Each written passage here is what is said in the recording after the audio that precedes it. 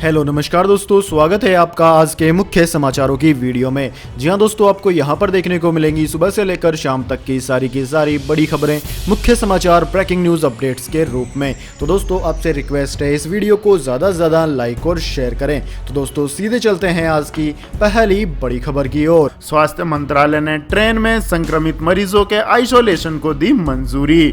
जी हां दोस्तों, देश में इस वायरस के संक्रमण के बढ़ते मामलों को लेकर अब स्वास्थ्य मंत्रालय ने रेलवे द्वारा ट्रेनों में बनाए गए आइसोलेशन वार्ड को यूज करने का फैसला किया है।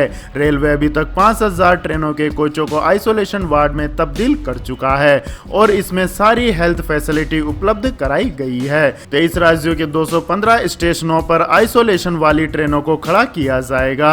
आपकी जानकारी के लिए बता दें दोस्तों, इनको इमरजेंसी के लिए तैयार किया गया था। रेलवे का कहना है कि जरूरत पड़ने पर और भी ट्रेनों के कोचों को आइसोलेशन वार्ड में बदला जा सकता है। तो दोस्तों रेलवे की इस पहल के बारे में आपकी क्या राय है, कमेंट करके जरूर बताएं। इसके बाद दोस्तों जानते हैं अगली बड़ी खबर।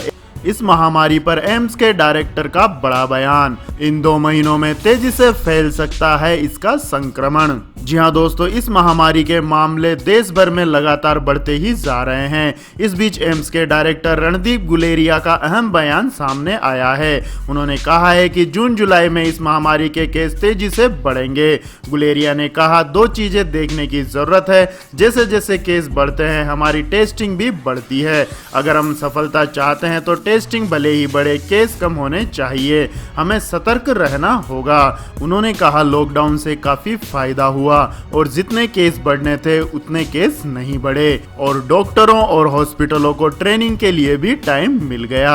उन्होंने कहा कि इस महामारी के पॉजिटिव केसों की संख्या आने वाले महीनों में और ज्यादा देखी जाएगी। जून जुलाई में इस संक्रमण के मामले सबसे अधिक होंगे। इसके बाद दोस्तों जानते हैं अगली बड़ी खबर। अर्धसैनिक बलों में भी इस महामारी का कहर। अब तक 400 से अधिक जवान हुए संक्रमित। जी हां दोस्तों, इस महामारी ने पूरे दुनिया में कहर मचा रखा है। अब तक लाखों लोगों की जानें जा चुकी है। इस महामारी के कहर से पैरामिलिट्री फोर्स के जवान भी अछूते नहीं रहे हैं। देश की रक्षा में लगी पुलिस बल की टुकड़ियों के जवान इस महामारी से संक्रमित होकर अपना इलाज करवा रहे हैं। इन सैनिकों को यह संक्रमण लोगों की सुरक्षा में तैनाती के दौरान ही हुआ है। जानकारी के अनुसार अब तक देश की अलग अलग अर्धसैनिक बलों के लगभग 450 जवान इस बीमारी से संक्रमित हो चुके हैं और ये लोग अलग अलग अस्पतालों में भर्ती होकर अपना इलाज करवा रहे हैं। इसके बाद दोस्तों रुक करते हैं अगली बड़ी खबर का। 1000 से ज्यादा कंपनियों को लुभाकर चीन से भारत लाने की तैयारी में जुटी मोदी सरकार।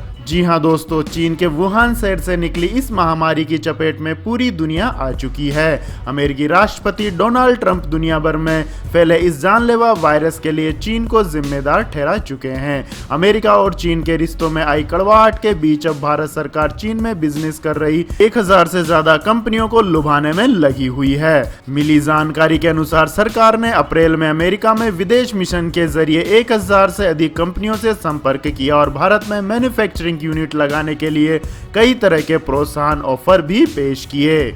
इसके बाद दोस्तों रुक करते हैं अगली बड़ी खबर का। ट्रेन बस जल्द होगी शुरू। गडकरी ने लॉकडाउन 3.0 में दिए संकेत। जी हां दोस्तों, लॉकडाउन 3.0 में कुछ और राहत भरी खबर मिल सकती है। सरकार ट्रेन बस की सर्विसेज शुरू कर सकती है। केंद्रीय सड़क परिवहन और राजमार्ग मंत्री नितिन गडकरी ने संकेत दिए हैं कि देश में सार्वजनिक परिवहन सेवाएं जल्द शुरू होगी। आपको बता दें कि इस महामारी की वजह से लागू लॉकडाउन के कारण सार्वजनिक परिवहन सेवाएं बंद की हुई हैं। गडकरी ने कहा है कि सरकार पब्लिक ट्रांसपोर्ट के सुरक्षित इस्तेमाल को लेकर गाइडलाइन बना रही है। इसमें सामाजिक दूरी यानी सोशल डिस्टेंसिंग आदि पर जोर दिया जाएगा।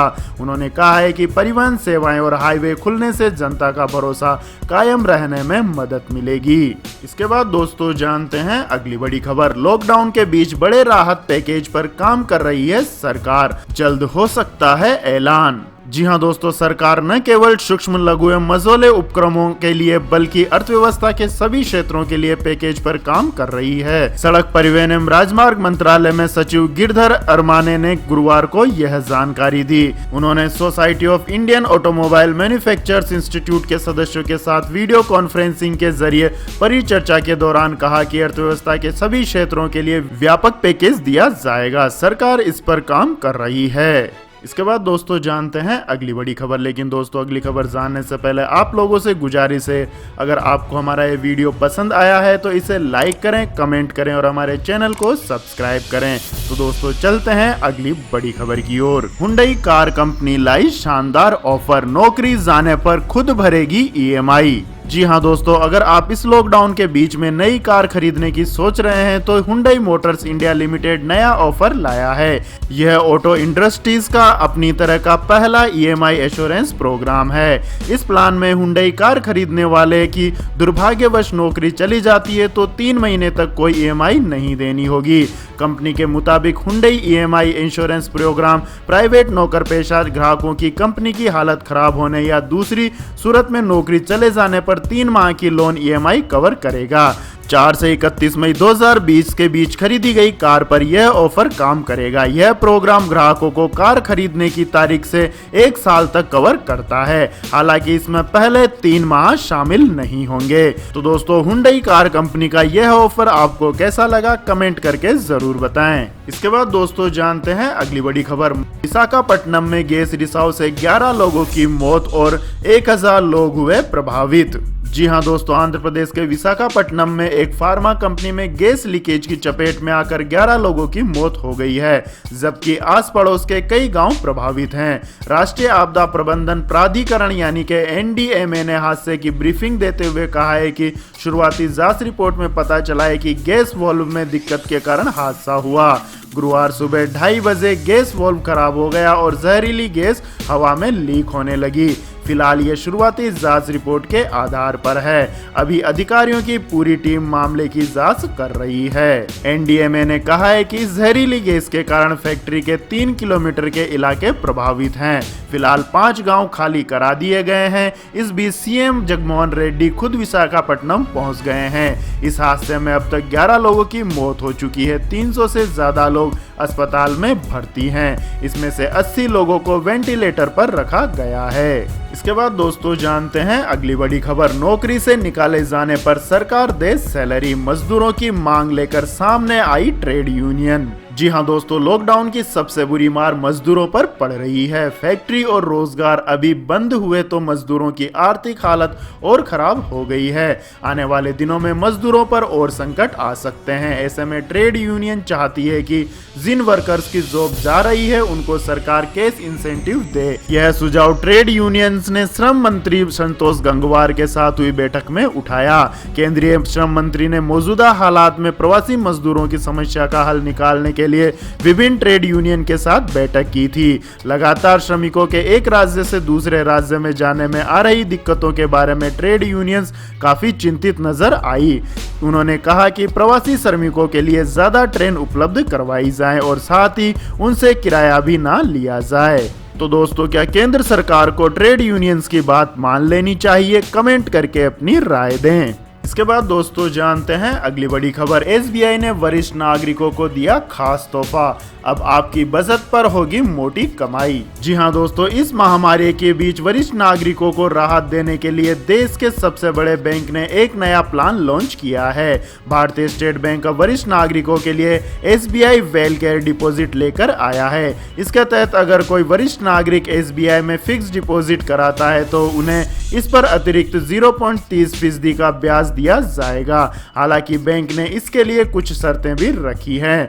SBI वी केयर डिपॉजिट पर अधिकतम ब्याज का लाभ केवल उन्हीं वरिष्ठ नागरिकों को मिलेगा जो 5 साल से या इससे अधिक अवधि के लिए बैंक में FD कराते हैं। वहीं इसके लिए दूसरी शर्त है कि इसका लाभ लेने के लिए 30 सितंबर 2020 से पहले ही बैंक में FD कराना होगा। इसके बाद दोस्तों जानते हैं अगली बड़ी खबर। अगले 2 दिन में गर्मी तोड़ेगी रिकॉर्ड, दिल्ली में पारा होगा 40 के पार। जी हां दोस्तों, मौसम विभाग ने कहा है कि मौसम में अगले 2-3 दिन में अचानक बदलाव देखने को मिलेगा। विभाग ने कहा है कि अगले हफ्ते दिल्ली NCR का तापमान 40 डिग्री को छू जाएगा।